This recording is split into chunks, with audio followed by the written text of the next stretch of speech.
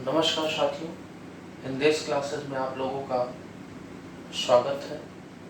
जैसा कि आप लोगों को पता है, आज 5 सितंबर शिक्षक दिवस के रूप में जाना जाता है। तो पहले मैं सभी गुरुजनों को शिक्षक दिवस की ढेर सारी शुभकामनाएं देता हूँ। 2-3 मिनट में इस विषय पे कुछ आप लोगों से बात करूँगा। उसके बाद का जो मेरा टॉपिक होगा मैं उस पर आपसे चर्चा करूँगा। शिक्षक दिवस डॉक्टर सर्वपल्ली राधाकृष्णन के जन्म दिवस को शिक्षक दिवस के रूप में मनाया जाता है।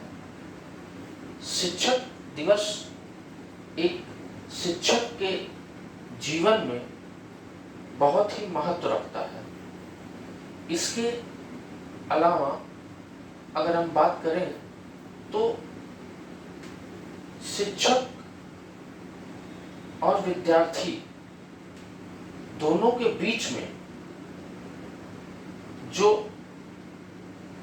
प्रेम होता है, जो संबंध होता है, जो पवित्रता का संबंध होता है, वह एक विद्यार्थी के लिए भी उतना ही महत्व रखता है जितना एक शिक्षक के लिए रखता है। शिक्षक हमेशा अपने विद्यार्थी का अच्छा सोचता है। वह चाहता है कि जो उसका विद्यार्थी है, जिसको वह शिक्षा दे रहा है या पढ़ा रहा है, और विद्यार्थी का जो लक्ष्य है उसको आसानी से वह हासिल कर ले, अपने जीवन में सफल हो जाए। हमेशा शिक्षक का यह ध्येय होता है, ये उद्देश्य होता है कि उसके द्वारा पढ़ाए गए विद्यार्थी अपने जीवन में सफल हो, ताकि उनका जीवन अच्छा हो। और विद्यार्थी भी यही सोचता है कि उसे ऐसा शिक्षक मिले जो उसके कठिन रास्ते को, मान लीजिए उसने अपना लक्ष्य निर्धारित किया है, उसे उसका कोई टारगेट है कि नहीं, उसको ये चीज या इस पोस्ट के लिए चयनित होना है, जैसे इंजीनियर बनना है, डॉक्टर बनना है, कुछ भी उसका अपना लक्ष्य है विद्यार्थी का, तो विद्यार्थी हमेशा सोचता है कि उसे एक ऐसा शिक्षक मिले जो उसके इस रास्ते को आसान बना दे।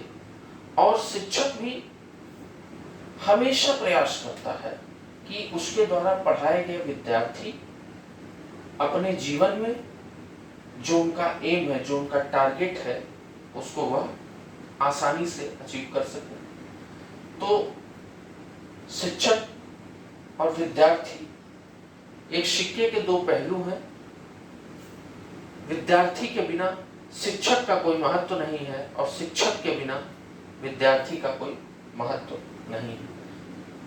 हमारे पास बहुत शिक्षा है, लेकिन कोई लेने वाला नहीं, कोई विद्यार्थी नहीं जिसमें हम अपनी शिक्षा का वितरण कर सके, शिक्षा को बांट सके, शिक्षा को प्रसारित कर सके, लोगों तक पहुंचा सके, तो सब व्यर्थ है। उसी तरह विद्यार्थी के जीवन में अगर कोई अच्छा शिक्षक नहीं है तो उसका जो रास्ता है ना, जो कठिन तो था ही, उसको शिक्षक आसान करता, उसके लक्ष्य तक पहुंचने में वह और भी कठिन हो जाता है। क्योंकि देखिए, विद्यार्थी इस चीज को डिसाइड नहीं कर पाता है, वह यह निर्णय नहीं ले पाता है कि वह किन किन तथ्यों को देखे या किन किन पुस्तकों का अध्ययन करे। शिक्षक और विद्यार्थी में बहुत फर्क होता है। शिक्षक, अगर कोई व्यक्ति शिक्षक है तो उसने बहुत ही गहन अध्ययन किया होता है, वह विद्वान होता है, बहुत पुस्तकों को पढ़ा होता है। कभी कभी क्या होता है ना कि जो व्यक्ति असफल होता है वह दूसरे को सफलता का मार्ग बहुत आसानी से दिखा देता है, क्योंकि उसको यह पता होता है कि उसने अपने समय में क्या गलतियां की जिसकी वजह से वह सफल नहीं हो सका। तो हमेशा वह प्रयास करता है कि वह जिस विद्यार्थी को शिक्षा दे रहा है वह विद्यार्थी उस गलती को न करे जिस गलती को उस शिक्षक ने किया है। तो ये सारी चीजें हैं। और विद्यार्थी हमेशा शिक्षक का सम्मान करते हैं और वो चाहते हैं कि उनको एक ऐसा शिक्षक मिले जो उन्हें अच्छी शिक्षा दे, और जो गांव से वो चले, जब वो गांव से चलते हैं और यह सोच के चलते हैं कि मैं बहुत जल्द ही सरकारी नौकरी पा जाऊंगा या अपने लक्ष्य को हासिल कर लूंगा और मेरा जीवन बहुत अच्छा हो जाएगा, तो शिक्षक भी हमेशा यही प्रयास करता है कि वो अपने विद्यार्थी के जीवन को सफल बनाए। एक बार मैं फिर से शिक्षक दिवस की ढेर सारी शुभकामनाएं आप लोगों को देता हूं, अशेष शुभकामनाएं और बधाइयां। चलिए अब हम आते हैं टॉपिक पे, और इससे पहले अगर आप लोगों ने मेरी पुरानी वीडियोस को नहीं देखी है तो उसको देख लीजिएगा। आज का जो हमारा टॉपिक है वह बहुत ही इंपॉर्टेंट है, बहादुर शाह से संघर्ष। हुमायूं का बहादुर शाह से संघर्ष होगा। ये वही बहादुर शाह है जो गुजरात का शासक है। आज हम इस विषय पे आपसे चर्चा करेंगे। बोर्ड पे ध्यान देंगे।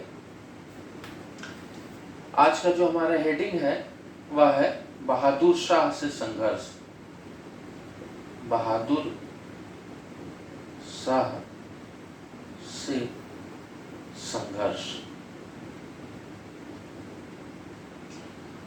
अगर तिथि की बात की जाए, यह संघर्ष कब हुआ,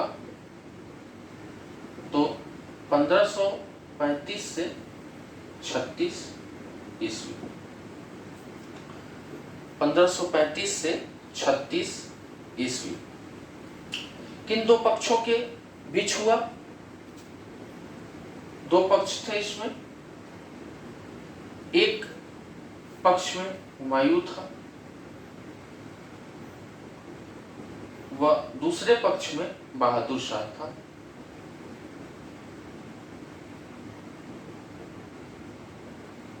जो कि गुजरात का शासक था। इस युद्ध का जो बहादुर शाह और हुमायूं जो आपस में संघर्ष हुआ इन दोनों का, तो इसका परिणाम क्या निकल के आया? परिणाम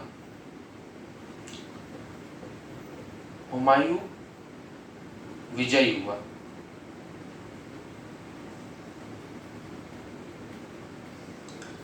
इस संघर्ष में, या जो युद्ध हुआ दोनों के बीच में, इसमें हुमायूं विजयी हुआ।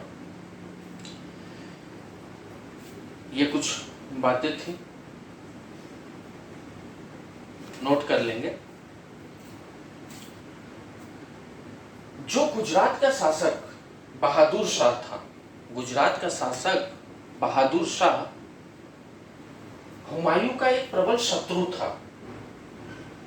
इसके साथ ही साथ बहादुर शाह एक योग्य, शक्तिशाली और महत्वाकांक्षी शासक था।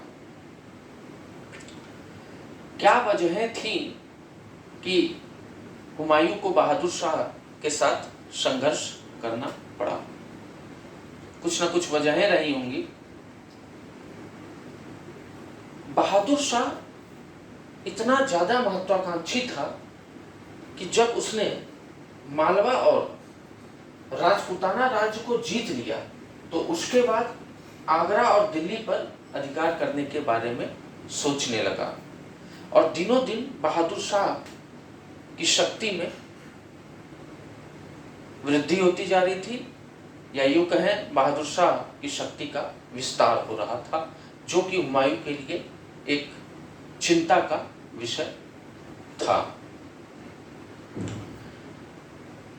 पहली वजह या कारण तो यह था कि बहादुर शाह का ध्यान अब आगरा और दिल्ली पर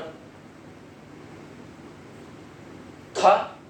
वह यह सोच रहा था कि किस तरीके से उसका आगरा और दिल्ली पर अधिकार हो जाए। एक कारण युद्ध का यह था। और दूसरा जो महत्वपूर्ण कारण था, बहादुर शाह ने हुमायूं के शत्रुओं को शरण दे रखा था। यह भी एक बहुत बड़ी वजह थी। बहादुर शाह अफगानों को संरक्षण दे रहा था, और अफगान जो कि प्रारंभ से ही मुगलों के प्रबल शत्रु रहे, तो ये दो महत्वपूर्ण कारण थे संघर्ष के। बहादुर शाह कि इन गतिविधियों पर हुमायूं ने शुरुआत में या प्रारंभ में कहे तो ध्यान नहीं दिया। जब हुमायूं ने महमूद लोदी को पराजित किया था, उसके बाद वह 1.5 वर्षों तक आगरा में व्यर्थ समय व्यतीत किया। इस बीच उसने कोई कार्य नहीं किया और इसी समय गुजरात का शासक बहादुर शाह अपनी शक्ति को और सुदृढ़ कर रहा था। 1531 ईस्वी में बहादुर शाह ने मालवा पर अधिकार कर लिया। 1532 ईस्वी में बहादुर शाह ने रायसीन के महत्वपूर्ण दुर्ग पर अधिकार कर लिया और 1535 ईस्वी में मेवाड़ को संधि करने के लिए बाध्य कर दिया। देखिए किस तरीके से बहादुर शाह अपने आप को, अपनी शक्ति को सुदृढ़ करता जा रहा है, अपने आप को शक्तिशाली बनाता जा रहा है। वहीं दूसरी तरफ हुमायूं महमूद लोदी को परास्त करके अपना 1.5 वर्ष व्यर्थ व्यतीत किया। बाद में जब हुमायूं ने बहादुर शाह की तरफ ध्यान दिया तो उसने निर्णय लिया, हुमायूं ने यह निर्णय लिया कि वह बहादुर शाह से निर्णयात्मक युद्ध करेगा, क्योंकि बहादुर शाह आगरा और दिल्ली को अपने अधिकार क्षेत्र में करने को सोच रहा था। तो कहीं ना कहीं अब हुमायूं का बहादुर शाह से संघर्ष निश्चित हो गया था। जब हुमायूं ने यह निर्णय ले लिया कि अब उसको गुजरात के शासक बहादुर शाह से युद्ध करना है, तो वह अपनी एक विशाल सेना लेके ग्वालियर की तरफ प्रस्थान किया। हुमायूं ग्वालियर की तरफ प्रस्थान किया। जब हुमायूं ग्वालियर गया, ग्वालियर की तरफ प्रस्थान किया अपनी विशाल सेना को लेके, उस समय बहादुर शाह चित्तौड़ पर घेरा डाले हुआ था।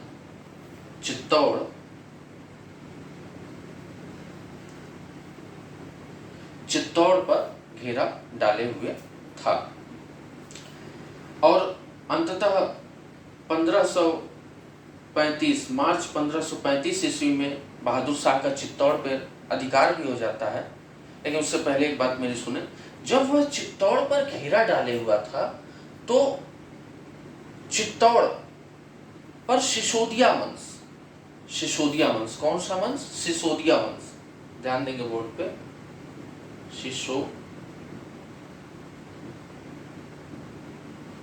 सिसोदिया वंश के राजा संग्राम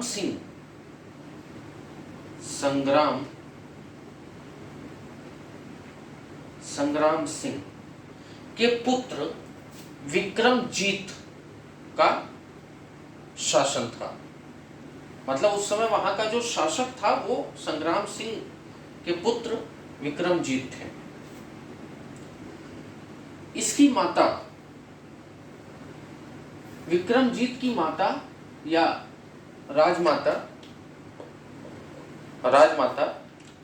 कर्णवती थी।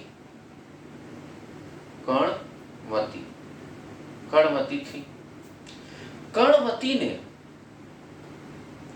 ने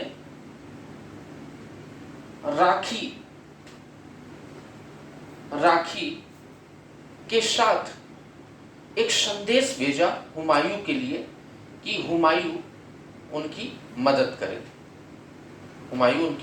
क्योंकि देखिए उधर बहादुर शाह ने चित्तौड़ पे घेरा डाल दिया है और बहादुर शाह चित्तौड़ को जीतना चाहता है। और इसीलिए जो ये कर्णवती थी, इन्होंने राखी के साथ एक संदेश भेजा था हुमायूं को कि वह उनकी मदद करे। लेकिन हुमायूं ने उनके संदेश का कोई जवाब नहीं दिया और उसने किसी भी प्रकार की कोई मदद नहीं की। हुमायूं के द्वारा किसी भी प्रकार की मदद न किया जाना हुमायूं के लिए बहुत ही बड़ी राजनीतिक भूल थी, बहुत ही बड़ी राजनीतिक भूल थी, जिसका पूरा फायदा बहादुर शाह ने उठाया। उसने यह देखा कि चित्तौड़ की जो राजमाता हैं कर्णवती, इन्होंने हुमायूं से आग्रह किया था कि वह उसकी मदद करे और हुमायूं ने उसकी मदद नहीं की,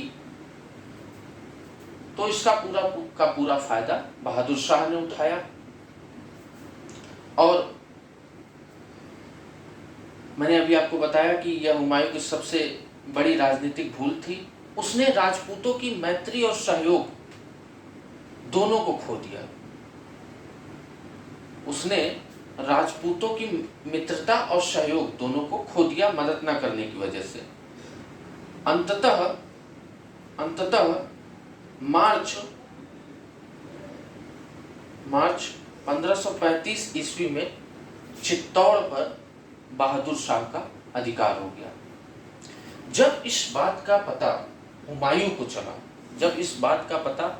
चला कि चित्तौड़ का पतन हो गया और वहां पे बहादुर शाह का अधिकार हो गया, तो हुमायूं अपनी सेना को लेके मंदसौर के निकट पहुंच गया। कहां पे पहुंचा?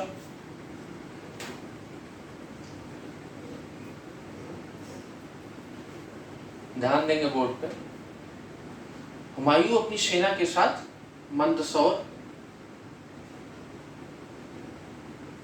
मंदसौर के निकट पहुंच गया। इधर देखिए, बहादुर शाह की सेना अभी अभी चित्तौड़ पे अधिकार की है और बहादुर शाह की सेना जिसके अंदर अभी काफी जोश है, उत्साह है, क्योंकि अभी अभी उसने जीत हासिल की है। तो बहादुर शाह ने हुमायूं की सेना का मुकाबला करने के लिए अपनी सेना को लेके आगे बढ़ा, लेकिन रूमी खां जो कि टर्की का तोपची था,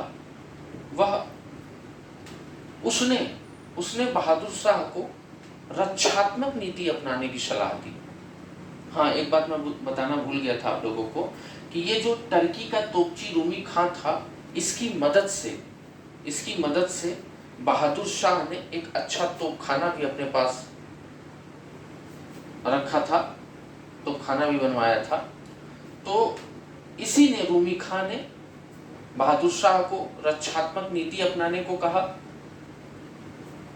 लेकिन बाद में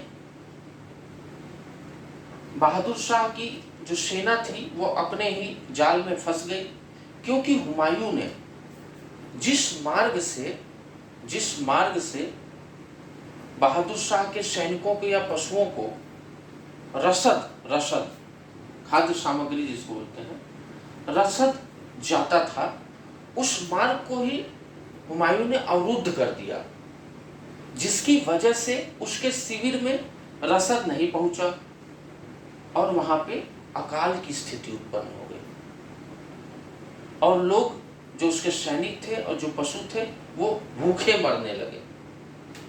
तो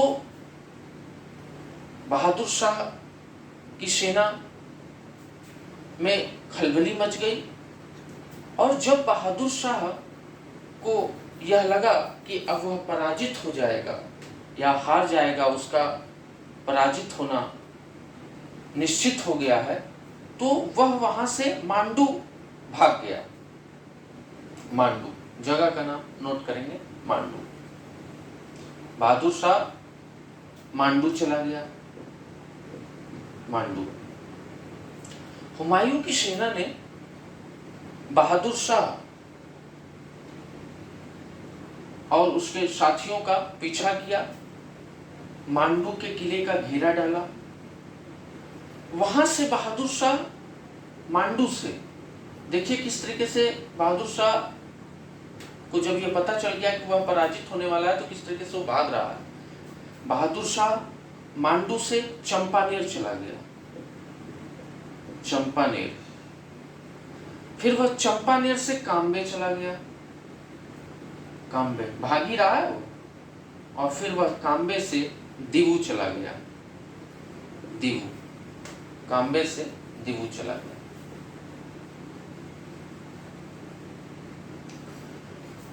मांडू, मांडू से चंपानेर, चंपानेर से काम्बे और काम्बे से दीवू। हुमायूं की सेना काम्बे तक बहादुर शाह का पीछा की, लेकिन वहां से हुमायूं वापस लौट गया चंपानेर के लिए और उसने चंपानेर के किले का घेरा डाल दिया और 1 माह तक वह घेरा डाले रहा। और जो चंपानेर के किले की देखरेख कर रहा था वह एक गुजराती अधिकारी था जिसका नाम था इख्तियार खान।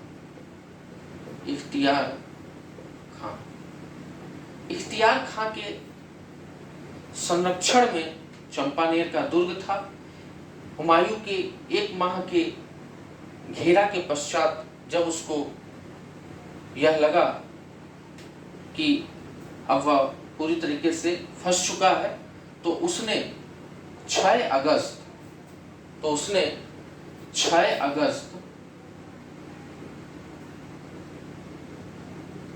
1535 ईस्वी को आत्मसमर्पण कर दिया। किसने? इख्तियार खान ने। जब वह आत्मसमर्पण कर देता है तो चंपानेर के दुर्ग से हुमायूं को अपार धन की प्राप्ति होती है और उसको यहाँ के किले से जितने धन की प्राप्ति होती है वह बहुत ही उदारता के साथ उस धन को अपने सैनिकों, अपने सरदारों में बांटता है। मांडू और चंपानेर का दुर्ग जिसको हुमायूं ने जीता, यह हुमायूं की बहुत बड़ी विजय थी। इसके बाद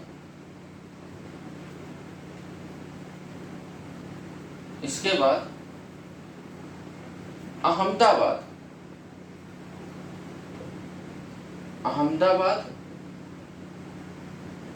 और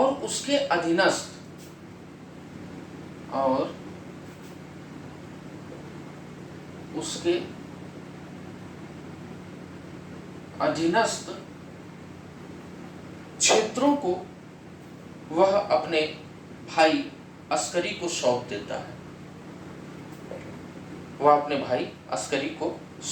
है। इसके अलावा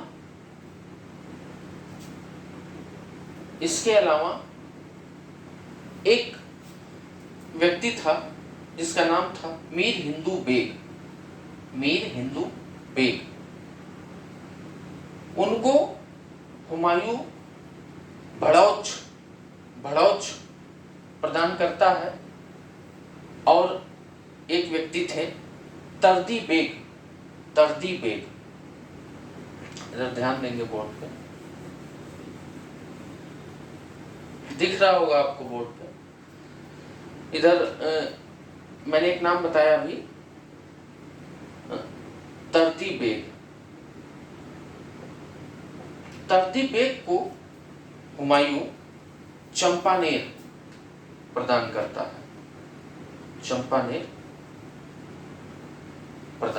है। इस प्रकार हुमायूं गुजरात का प्रबंध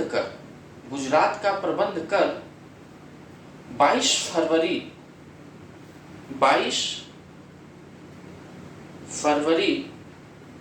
1536 ईस्वी को मांडू चला जाता है।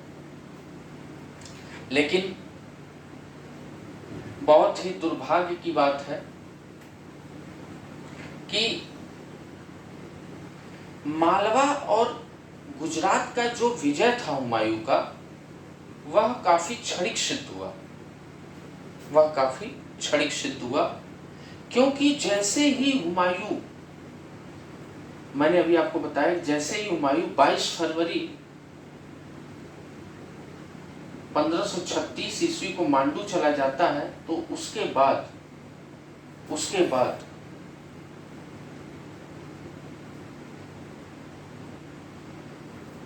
जो वहां की जनता होती है, अपने भाई को उसने अहमदाबाद और उसके अधीनस्थ क्षेत्रों को दिया था, तो वहां की जनता बहादुर शाह के पक्ष में विद्रोह कर देती है और बहादुर शाह को पुर्तगालियों का भी सहयोग मिल जाता है।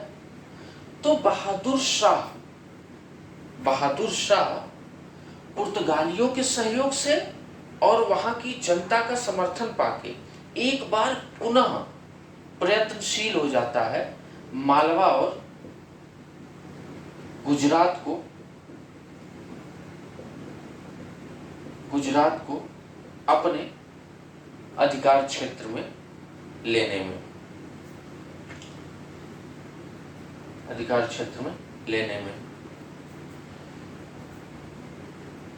इसी बीच मैंने अभी आपको एक नाम बताया, तर्दी बेग या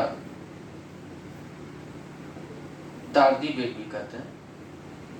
तारदी बेग ने हुमायूं के लिए एक संदेश भेजा और उसने कहा कि जो उसका भाई अस्करी है, जिसको उसने अहमदाबाद और उसके अधीनस्थ क्षेत्रों को जो सौंप के आया था, उसने विद्रोह कर दिया है और वह आगरा की तरफ प्रस्थान किया है। जब इसकी सूचना हुमायूं को मिली तो वह तुरंत मांडू से आगरा की तरफ प्रस्थान किया। दोनों भाइयों की मुलाकात मार्ग में हुई, रास्ते पे हुई, और जो अस्करी था वह हुमायूं की सेवा में मौजूद हुआ। जब हुमायूं ने देखा कि नहीं, ऐसा कुछ नहीं है, उसने कोई विद्रोह नहीं किया है, बल्कि अस्करी अपने साथियों के साथ बहादुर शाह को पराजित करने का पूरा प्रयास किया लेकिन वह सफल नहीं हुआ, तो उसने अपने भाई अस्करी और हिंदू बेग आदि बाकी भी जो लोग थे उनको उदारता के साथ क्षमा कर दिया। इस सारी चीजों का लाभ बहादुर शाह ने उठाया और अंततः मालवा और गुजरात पर बहादुर शाह ने पुनः अधिकार कर लिया। एक इतिहासकार हैं, इन्होंने बहुत अच्छी बात कही थी, इसलिए मैं आप लोगों को बताना चाहता हूं। एक इतिहासकार है जिनका नाम है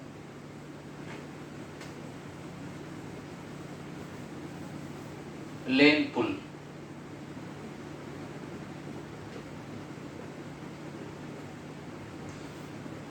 इन्होंने कहा था कि मालवा और गुजरात जितनी ही तेजी से एक पके फल की तरह हुमायूं के हाथ में जा गिरे, उतनी ही तेजी से वह हुमायूं के हाथ से निकल भी गए।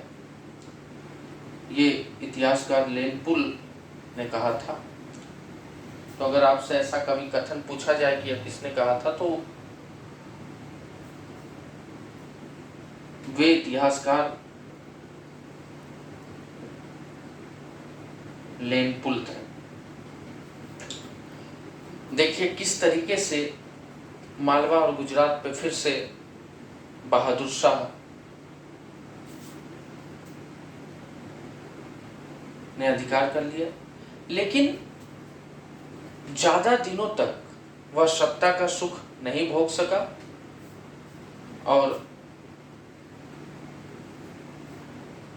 अंततः 1537 ईस्वी में पुर्तगालियों से एक झड़प में समुद्र में डूबने से दीवू में बहादुर शाह की मृत्यु हो गई। इस तरीके से बहादुर शाह का अंत हो गया। और मैंने जैसा कि आपको स्टार्टिंग में बताया था कि इस युद्ध का जो परिणाम था उसमें हुमायूं विजयी हुआ था, तो हाँ, हुमायूं ही विजयी हुआ था। हुमायूं इस युद्ध को जीता था। उसने अपने भाई को अधिकार करने के लिए अहमदाबाद और उसके अधीनस्थ क्षेत्रों को दे दिया था। जब वह वापस मांडू चला गया था तो उसके बाद फिर से वहां की जनता ने जब उसके पक्ष में विद्रोह कर दिया था, तब